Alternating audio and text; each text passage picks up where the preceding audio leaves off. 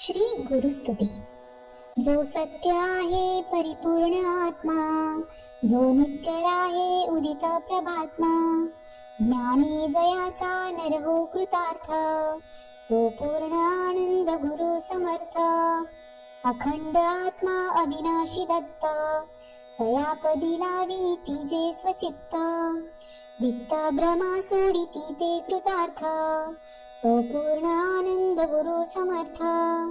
जो जागृती स्वप्न सुषुप्ती साक्षी, जो निर्विकारे सकला निरीक्षी, विक्षी परी ज्यासी नसे निजार्थ, तो पूर्ण आनंद गुरु समर्थ. जळी स्थळी सर्व ही वस्तू माझी, व्यापूनी राही चितयासी राजी. जो ठेवी भावी नर हो कृतार्थ, तो पूर्ण आनंद गुरु समर्थ. जे दृश्यते रूप नसे जयाचे, दृश्यांतर आहे अविकारी जाचे. स्वरूप तोची अविनाशी अर्थ, तो पूर्ण आनंद गुरु समर्थ. दृश्यासी घेता न च घेव बीजे, स्वरूप तथ्य प्रभूचे स्वतेजे.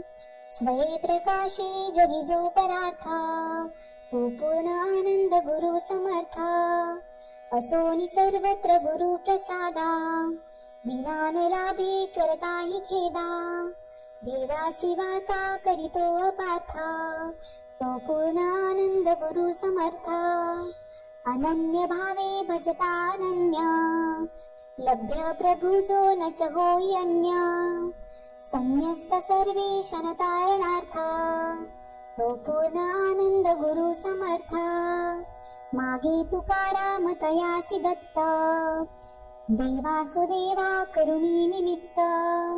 हे स्तोत्र चिन्मात्र पदा समर्थ, द्याया हराया सकल ज्ञानर्थ. गाणगापुरी 1827 शकामध्ये उदेले स्तोत्र हे आदि व्याधी हारी हरी बुधी. येथे श्रीमद परमहंस परिव्राजकाचार्य श्री वासुदेवानंद सरस्वती विरचितम श्री गुरुस्तुती संपूर्ण. अवधूत चिंतन श्री गुरुदेव दत्त. श्री स्वामी समर्थ. श्री दत्तात्रेय शरणाष्टकम स्तोत्र. दत्तात्रेया तव शरणं, दत्तनाथा तव शरणं. त्रिगुणात्मका त्रिगुणातीता त्रिभुवनपालक तव शरणं. शाश्वत मूर्ती तव शरणं, श्यामसुंदरा तव शरणं. शेषाभरणा शेषभूषणा शेषशायी गुरु तव शरणं. षड्भुज मूर्ती तव शरणं, षड्भुज यतिवर तव शरणं. दंडकमंडलु गदा पद्मकर शंख चक्रधर तव शरणं. करुणानिधे तव शरणं, करुणासागर तव शरणं. श्रीपाद श्री वल्लभ गुरुवर नृसिंह सरस्वती तव शरणं. श्री गुरुनाथा तव शरणं, सद्गुरुनाथा तव शरणं. कृष्णा संगम तरुवर वासी भक्तवत्सला तव शरणं. कृपामूर्ते तव शरणं, कृपासागरा तव शरणं. कृपा कटाक्षा कृपावलोकना कृपानिधे प्रभु तव शरणं. कालांतका तव शरणं, कालनाशका तव शरणं. पूर्णानंदा पूर्ण परेशा पुराण पुरुषा तव शरणं. जगदीशा तव शरणं, जगन्नाथा तव शरणं. जगत्पालका जगदाधीशा जगदोद्धारा तव शरणं. अखिलांतरा तव शरणं, अखिलैश्वर्या तव शरणं. भक्तप्रिया वज्रपंजरा प्रसन्न वक्त्रा तव शरणं. दिगंबरा तव शरणं, दीनदया घन तव शरणं. दीनानाथा दीनदयाळा दीनोद्धारा तव शरणं. तपोमूर्ते तव शरणं, तेजोराशी तव शरणं. ब्रह्मानंदा ब्रह्म सनातन ब्रह्म मोहना तव शरणं. विश्वात्मका तव शरणं, विश्वरक्षका तव शरणं. विश्वंभरा विश्वजीवना विश्वपरात्पर तव शरणं. विघ्नांतका तव शरणं, विघ्ननाशका तव शरणं. प्रणवातीत प्रेमवर्धना प्रकाशमूर्ते तव शरणम् निजानन्दा तव शरणम् निजपददायक तव शरणम् नित्यनिरञ्जन निराकारा निराधारा तव शरणम् चिद्घनमूर्ते तव शरणम् चिदाकारा तव शरणम् चिदात्मरूपा चिदानन्दा चित्सुखकन्दा तव शरणम् अनादिमूर्ते तव शरणम् अखिलावतारा तव शरणम् अनन्तकोटि ब्रह्माण्डनायका अघटित घटना तव शरणम् भक्तोद्धारा तव शरणम् भक्तरक्षका तव शरणम् भक्तानुग्रह भक्तिप्रिया पतितोद्धारा तव शरणम् इति श्री दत्तात्रेय शरणाष्टकं स्तोत्र संपूर्णम् श्री दत्तात्रेयार्पणमस्तु श्री स्वामी समर्थ घोर कष्टोद्धरण स्तोत्र श्रीपाद श्रीवल्लभत्वं सदैव श्रीदत्तास्मान् पाहि देवादिदेव भावग्राह्य क्लेशहारिन् सुकीर्ते घोरात् कष्टात् उद्धरास्मान् नमस्ते त्वं नो माता त्वं पिता क्तोऽधिपस्त्वं त्राता योगक्षेम कृत्सद्गुरुस्त्वं त्वं सर्वस्वं ना प्रभो विश्वमूर्ते घोरात् कष्टात् उद्धरास्मान् नमस्ते पापं तापं व्याधिमादिं च दैन्यं भीतिं क्लेशं त्वं हराशो त्वदैन्यं त्रातारं नो वीक्ष ईशास्तजूर्ते घोरात् कष्टात् उद्धरास्मान् नमस्ते नान्यस्राता नापि दाता न भर्ता त्वतो देव त्वं शरण्योपहर्ता पूर्वात्रेयानुग्रहं पूर्णराते घोरात् कष्टात् उद्धरास्मान् नमस्ते धर्मे प्रीतिं सन्मतिं देव भक्तिं सत्सङ्गप्राप्तिं देहि भुक्तिं च मुक्तिं भावासक्तिर्चाखिलानन्दमूर्ते घोरात् कष्टात् उद्धरास्मान् नमस्ते श्रीपाद श्रीवल्लभत्वं सदैव श्रीदत्तास्मान् पाहि देवादिदेव भावग्राह्य क्लेशहारिन् सुकीर्ते घोरात् कष्टात् उद्धरास्मान् नमस्ते त्वं नो माता त्वं पिता क्तोऽधिपस्त्वं त्राता योगक्षेम कृत्सद्गुरुस्त्वं त्वं सर्वस्वं ना प्रभो विश्वमूर्ते घोरात् कष्टात् उद्धरास्मान् नमस्ते पापं तापं व्याधिमादिं च दैन्यं भीतिं क्लेशं त्वं हराशो त्वदैन्यं त्रातारं नो वीक्ष ईशास्तजूर्ते घोरात् कष्टात् उद्धरास्मान् नमस्ते नान्यस्राता नापि दाता न भर्ता त्वतो देव त्वं शरण्योपहर्ता पूर्वात्रेयानुग्रहं पूर्णराते घोरात् कष्टात् उद्धरास्मान् नमस्ते धर्मे प्रीतिं सन्मतिं देव भक्तिं सत्सङ्गप्राप्तिं देहि भुक्तिं च मुक्तिं भावासक्तिर्चाखिलानन्दमूर्ते घोरात् कष्टात् उद्धरास्मान् नमस्ते श्रीपाद श्रीवल्लभत्वं सदैव श्रीदत्तास्मान् पाहि देवादिदेव भावग्राह्य क्लेशहारिन् सुकीर्ते घोरात् कष्टात् उद्धरास्मान् नमस्ते त्वं नो माता त्वं पिता क्तोऽधिपस्त्वं त्राता योगक्षेम कृत्सद्गुरुस्त्वं त्वं सर्वस्वं ना प्रभो विश्वमूर्ते घोरात् कष्टात् उद्धरास्मान् नमस्ते पापं तापं व्याधिमादिं च दैन्यं भीतिं क्लेशं त्वं हराशो त्वदैन्यं त्रातारं नो वीक्ष ईशास्तजूर्ते घोरात् कष्टात् उद्धरास्मान् नमस्ते नान्यस्राता नापि दाता न भर्ता त्वतो देव त्वं शरण्योपहर्ता पूर्वात्रेयानुग्रहं पूर्णराते घोरात् कष्टात् उद्धरास्मान् नमस्ते धर्मे प्रीतिं सन्मतिं देव भक्तिं सत्सङ्गप्राप्तिं देहि भुक्तिं च मुक्तिं भावासक्तिर्चाखिलानन्दमूर्ते घोरात् कष्टात् उद्धरास्मान् नमस्ते श्लोकपञ्चकमेतद्यो लोकमङ्गलवर्धनम् प्रपठे नियतो भक्त्या स श्रीदत्तप्रियो भवेत् श्रीवासुदेवानन्द सरस्वती स्वामी विरचितम् घोरकष्टोद्धरणस्तोत्रं सम्पूर्णम्। अवधूतचिन्तन श्री गुरुदेव दत्त श्री स्वामी समर्थ। श्री दत्तात्रेय कवचम्। ॐ नमो श्री गुरुदत्तं दत्तदेवं जगद्गुरुं निष्कलं निर्गुणं वन्दे दत्तात्रेय नमोऽस्तुते। सुरेशैर्वन्दितं देवं त्रैलोक्यलोकवन्दितं हरिहरात्मभुवन्दं दत्तात्रेय नमोऽस्तुते। ब्रह्मलोकेषु भूतेषु शङ्खचक्रगदाधरं पाणिपात्रधरं देवं दत्तात्रेय नमोऽस्तुते। निर्मलं रक्तवर्णं च सुन्दरं स्वाङ्गशोभितं सुलोचनं विशालाक्षं दत्तात्रेय नमोऽस्तुते। विभूतिशोभितं देहं हारकेयूरराजितम् अनन्यं करुणाकारं दत्तात्रेय नमोऽस्तुते। विभूतिशोभितं भालं जटामुकुटमण्डितं सुदीप्तो कुण्डलकर्णे दत्तात्रेय नमोऽस्तुते। प्रसन्नवदनं देवं भुक्तिमुक्तिप्रदायकं त्वं नमामि जगत्त्राता दत्तात्रेय नमोऽस्तुते। राजराजं महाराजं कीर्तिवीर्यवरप्रदं सुभद्रं भद्रकल्याणं दत्तात्रेय नमोऽस्तुते। अनुसूयोदराज्जातम् अत्रिमुनिसमुद्भवं विरक्तं योजिविज्ञेयं दत्तात्रेय नमोऽस्तुते। दिगम्बरं तनुश्रेष्ठं ब्रह्मचारी व्रते स्थितं भिक्षुं च दण्डिनं चैव दत्तात्रेय नमोऽस्तुते।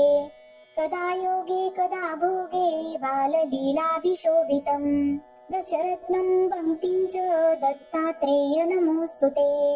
भूतबाधाभयोन्माद ग्रहपीडाविनाशकं दारिद्र्यव्यसनोहारं दत्तात्रेय नमोऽस्तुते।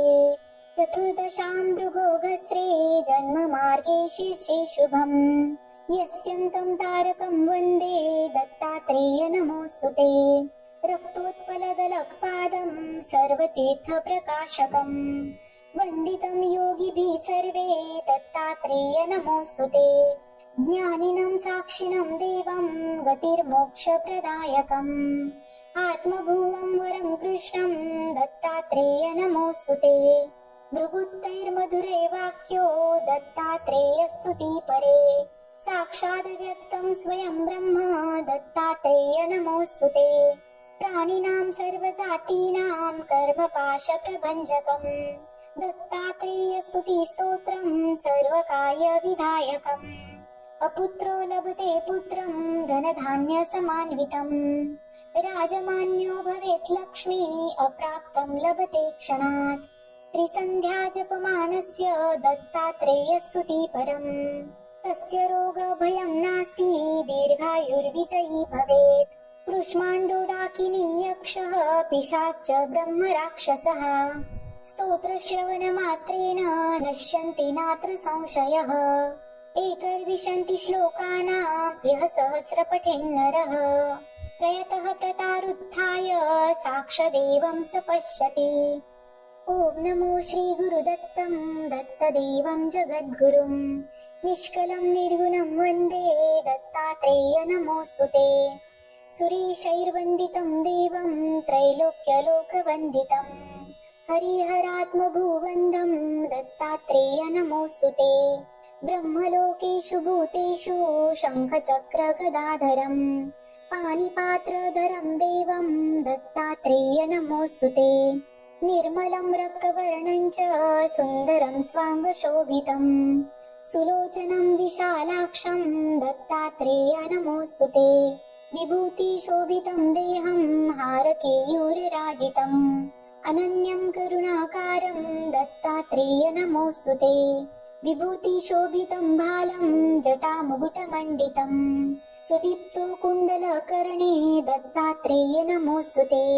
प्रसन्नवदनं देवं भुक्तिमुक्तिप्रदायकं त्वं नमामि जगत्त्राता दत्तात्रेय नमोऽस्तुते। राजराजं महाराजं कीर्तिवीर्यवरप्रदं सुभद्रं भद्रकल्याणं दत्तात्रेय नमोऽस्तुते।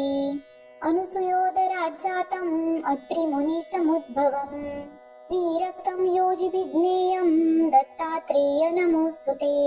दिगम्बरं तनुश्रेष्ठं ब्रह्मचारी व्रते स्थितं भिक्षुं च दण्डिनं चैव दत्तात्रेय नमोऽस्तुते। कदा योगे कदा भोगे बाललीलाभिशोभितं दशरत्नं पङ्क्तिं च दत्तात्रेय नमोऽस्तुते। भूतबाधा भयोन्माद ग्रहपीडा विनाशकं दारिद्र्यव्यसनोहारं दत्तात्रेय नमोऽस्तुते। चतुर्दशां मृगोगश्री जन्ममार्गे शीर्षे शुभं यस्यन्तं तारकं वन्दे दत्तात्रेय नमोऽस्तुते। रक्तोत्पलदलपादं सर्वतीर्थप्रकाशकं वन्दितं योगिभिः सर्वे दत्तात्रेय नमोऽस्तुते। ज्ञानिनं साक्षिणं देवं गतिर्मोक्षप्रदायकम् आत्मभुवं वरं कृष्णं दत्तात्रेय नमोऽस्तुते। भृगुत्तैर्मधुरै वाक्यो दत्तात्रेयस्तुतिपरे साक्षादव्यक्तं स्वयं ब्रह्म दत्तात्रेय नमोऽस्तुते। प्राणिनां सर्वजातीनां कर्मपाशप्रभञ्जकं दत्तात्रेयस्तुतिस्तोत्रं सर्वकार्यविधायकम् अपुत्रो लभते पुत्रं धनधान्यसमान्वितं राजमान्यो भवेत् लक्ष्मी अप्राप्तं लभते क्षणात् त्रिसन्ध्या जपमानस्य दत्तात्रेयस्तुतिपरम् तस्य रोगभयं नास्ति दीर्घायुर्विजयी भवेत् कृष्माण्डो यक्षः पिशाच्च ब्रह्मराक्षसः स्तोत्रश्रवणमात्रेण नश्यन्ति नात्र संशयः एकर्विशन्ति श्लोकानां यः सहस्रपठेन्नरः प्रयतः प्रतारुत्थाय साक्षादेवं स पश्यति। ॐ नमो श्रीगुरुदत्तं दत्तदेवं जगद्गुरुं निष्कलं निर्गुणं वन्दे दत्तात्रेय नमोऽस्तुते। सुरेशैर्वन्दितं देवं त्रैलोक्यलोकवन्दितं हरिहरात्मभुवन्दं दत्तात्रेय नमोऽस्तुते। ब्रह्मलोकेषु भूतेषु शङ्खचक्रगदाधरं पाणिपात्रधरं देवं दत्तात्रेय नमोऽस्तुते। निर्मलं रक्तवर्णं च सुन्दरं स्वाङ्गशोभितं सुलोचनं विशालाक्षं दत्तात्रेय नमोऽस्तुते। विभूतिशोभितं देहं हारकेयूरराजितम् अनन्यं करुणाकारं दत्तात्रेय नमोऽस्तुते। विभूतिशोभितं बालं जटामुकुटमण्डितं सुदीप्तो कुण्डलकर्णे दत्तात्रेय नमोऽस्तुते। प्रसन्नवदनं देवं भुक्तिमुक्तिप्रदायकं त्वं नमामि जगत्त्राता दत्तात्रेय नमोऽस्तुते। राजराजं महाराजं कीर्तिवीर्यवरप्रदं सुभद्रं भद्रकल्याणं दत्तात्रेय नमोऽस्तुते। अनुसूयोदराज्जातम् अत्रिमुनिसमुद्भवं विरक्तं योजिभिज्ञेयं दत्तात्रेय नमोऽस्तुते। दिगम्बरं तनुश्रेष्ठं ब्रह्मचारी व्रते स्थितं भिक्षुं च दण्डिनं चैव दत्तात्रेय नमोऽस्तुते। कदा योगे कदा भोगे बाललीलाभिशोभितं दशरत्नं पङ्क्तिं च दत्तात्रेय नमोऽस्तुते। भूतबाधा भयोन्माद ग्रहपीडा विनाशकं दारिद्र्यव्यसनोहारं दत्तात्रेय नमोऽस्तुते। चतुर्दशां मृगोगश्रे जन्ममार्गे शीर्षे शुभं यस्यन्तं तारकं वन्दे दत्तात्रेय नमोऽस्तुते। रक्तोत्पलदलपादं सर्वतीर्थप्रकाशकं वन्दितं योगिभिः सर्वे दत्तात्रेय नमोऽस्तुते। ज्ञानिनं साक्षिणं देवं गतिर्मोक्षप्रदायकम् आत्मभुवं वरं कृष्णं दत्तात्रेय नमोऽस्तुते। भृगुत्तैर्मधुरै वाक्यो दत्तात्रेयस्तुतिपरे साक्षादव्यक्तं स्वयं ब्रह्म दत्तात्रेय नमोऽस्तुते। प्राणिनां सर्वजातीनां कर्मपाशप्रभञ्जकं दत्तात्रेयस्तुतिस्तोत्रं सर्वकार्यविधायकम् अपुत्रो लभते पुत्रं धनधान्यसमान्वितं राजमान्यो भवेत् लक्ष्मी अप्राप्तं लभते क्षणात् त्रिसन्ध्या जपमानस्य दत्तात्रेयस्तुतिपरम् तस्य रोगभयं नास्ति दीर्घायुर्विजयी भवेत् कृष्माण्डुडाकिनी यक्षः पिशाच्च ब्रह्मराक्षसः स्तोत्रश्रवणमात्रेण नश्यन्ति नात्र संशयः एकर्विशन्ति श्लोकानां यः सहस्रपठेन्नरः प्रयतः प्रतारुत्थाय साक्षादेवं स पश्यति इति श्रीदत्तात्रेयकवचं सम्पूर्णम् अवधूतचिन्तन श्रीगुरुदेव दत्त श्रीदत्तात्रेयस्तोत्र अस्य श्रीदत्तात्रेयस्तोत्र जटाधरं पाण्डुरङ्गं शूलहस्तं कृपानिधिं सर्वरोगहरं देवं दत्तात्रेयमहं भजे अस्य श्रीदत्तात्रेयस्तोत्रमन्त्रस्य भगवान् नारद ऋषिः अनुष्टुप् छन्दः श्रीदत्तपरमात्मा देवता श्रीदत्तप्रीत्यर्थे जपे विनियोगः जगदुत्पत्तिकर्त्रे च स्थितिसंहारहेतवे भवपाशविमुक्ताय दत्तात्रेय नमोऽस्तुते जराजन्मविनाशाय देहशुद्धीकराय च दिगम्बरदयामूर्ते दत्तात्रेय नमोऽस्तुते कर्पूरकान्तिदेहाय ब्रह्ममूर्तिधराय च वेदशास्त्रपरिज्ञाय दत्तात्रेय नमोऽस्तुते ह्रस्वदीर्घकुशस्थूल नाम गोत्रविवर्जित पञ्चभूतैकदीप्ताय दत्तात्रेय नमोऽस्तुते यज्ञभोक्ते च यज्ञाय यज्ञरूपधराय च यज्ञप्रियाय सिद्धाय दत्तात्रेय नमोऽस्तुते आदौ ब्रह्मा मध्ये विष्णुं रते देव सदाशिवः मूर्तित्रयस्वरूपाय दत्तात्रेय नमोऽस्तुते भोगालयाय भोगाय योगयोग्याय धारिणे जितेन्द्रियजितज्ञाय दत्तात्रेय नमोऽस्तुते दिगम्बराय दिव्याय दिव्यरूपधराय च सदोदितपरब्रह्म दत्तात्रेय नमोऽस्तुते जम्बूद्वीपमहाक्षेत्र मातापुरनिवासिने जयमानसतां देव दत्तात्रेय नमोऽस्तुते भिक्षाटनं गृहे ग्रामे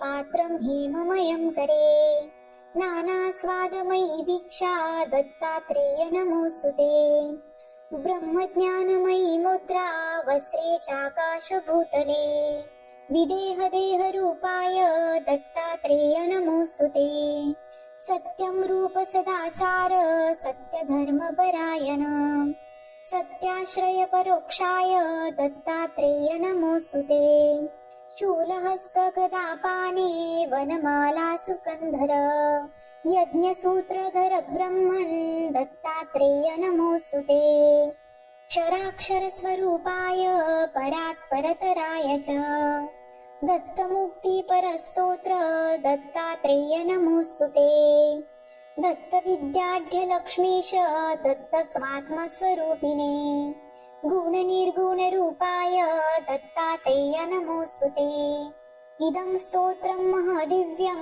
दत्तप्रत्यक्षकारकम् सर्वं पापं शमं याति दत्तात्रेय नमोऽस्तुते शत्रुनाशकरं स्तोत्रं ज्ञानविज्ञानदायकम् दत्तात्रेय प्रसादाच्च नारदेन प्रकीर्तितम् इति श्रीनारदपुराणे नारदविरचितं दत्तात्रेयस्तोत्रं सम्पूर्णम् अवधूतचिन्तन श्री गुरुदेव दत्त श्री स्वामी समर्थ श्री दत्तात्रेय गायत्री मंत्र ओम दिगंबराय विद्महे अत्रिपुत्राय धीमहि तन्नो दत्तः प्रचोदयात् ओम दिगंबराय विद्महे अत्रिपुत्राय धीमहि तन्नो दत्तः प्रचोदयात् ओम दिगंबराय विद्महे